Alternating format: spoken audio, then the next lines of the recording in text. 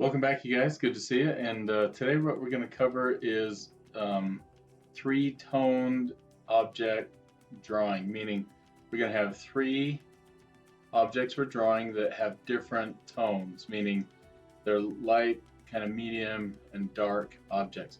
You want to put these together so you have something to work with and develop it from there.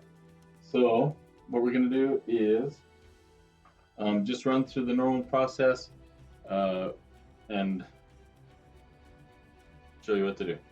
So I'm going to go to demo mode here real quick, and we'll set this up. So the first thing, of course, is getting a size. Okay, well, as you always want to do when you set up a piece, you want to take time to measure it out. First thing I want to do is find out how wide the whole thing is to how tall it is. I was debating at first whether to go to the top of kind of the shoulder of the bottle, like without the spout, and measure that and add the spout later. But in the end, I decided to include the spout as part of the overall measurement.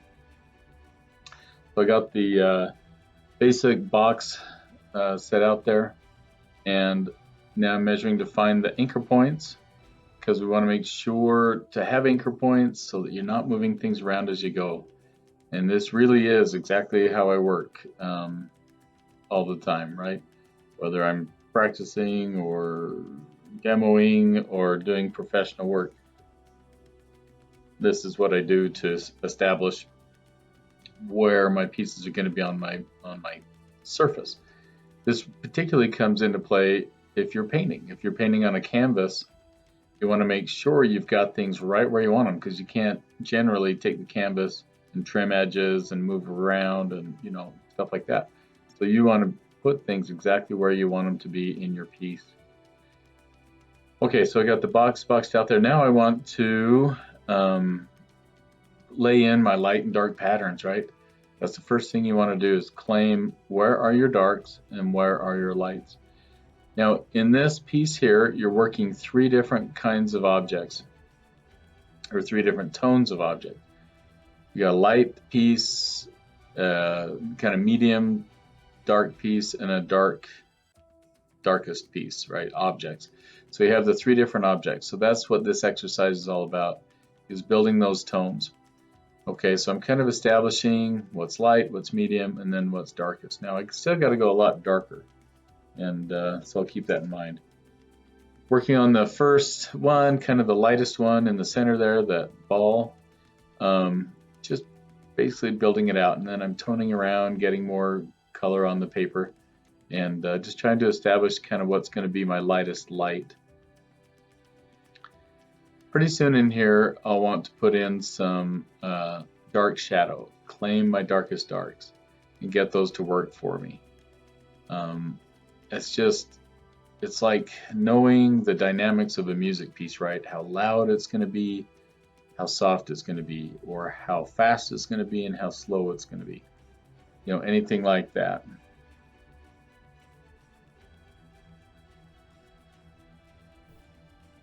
Okay, so as we continue on here, again, we just want to establish those lights and darks, get those going. Now, remember too, every time you add an edge, a difference between a background area and an edge piece of the object, or between objects or anything, remember to refine your measuring, refine your shaping. Make sure to take time to remeasure, recapture exactly where that moment is, like a corner on an object or a transition point between objects, and things like that. Okay, so every time you do something, remeasure, make it better and more accurate at that point. And so, yeah, just going around now, refining things as we go, and again, trying to make things more accurate as we put more into them. Okay, just thinking here, what else I got going? Now working into the dark area here. Again, I want to establish my shadow side of the dark object, right? It's going to be darker than what I had established before. Remember, just run darks into darks, and sometimes they're just separated by a little highlight, like that is from the top to the front. And then there's little just, I hate to say detail, I hate to say the word detail, but little detail moments in there of lights and darks that are telling us something's going on there. It's actually a pattern on a fabric on the lid of this box. But I really don't care. It's just lights and darks. I just want to put them in there, have them talking to me. And then just remember too, those thin little, what look like lines of dark, you don't want to think of them as lines. You don't want to drag a big old line in there, right? You want to make them as broad as you can and still be the thin toned area you want them to be. So again, just be very careful about not creating hard lines in a place where really it's just a small tone. I mean, in the end, it's kind of a line, right? But you don't want to think line, or it'll just scream out at you as you do that. Okay, here I'm cleaning up the measuring marks, right? So it still has some measuring marks out there. They made a little noise in there, in that area, but that's okay. I'm not going to worry about it too much. And it actually adds to the chatter of the development of the piece, right? So establishing the shadow side of the mid-tone piece, looking for where there's edge differences. You can see that little bit of we call it foreshadow in between the light side of that object and where it turns around that hard corner towards the bottom. It's kind of an interesting object because it's circular around the top and then it turns into a square at the bottom. So where it starts to turn into the square and continues the square to the bottom, you start to see that core shadow show up. Now up here, I'm taking a little time trying to observe the shape and sizes of what's going on here. Later, I add to the top and I regret that. I should have left it about like this. Yeah, maybe I needed to add a little more. But now on that left side here, you'll notice the transition. I'm trying to blur together and taking a paper towel, kind of a clean area, and just rubbing between the two. I create a little lost edge about midway on that far left side of that left object. Because at the top it transitions from dark background to light object. Down the bottom it goes from light background to darker object. So you want to make sure that you're telling that story, and somewhere in between there the lights and darks match between the background and the object. Just let that be that lost edge, right?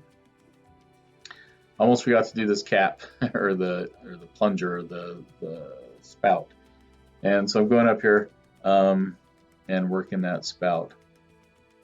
Could have taken a little more time to measure on it, make sure it's accurate, more accurate, but I just went for it, wanted to get it done.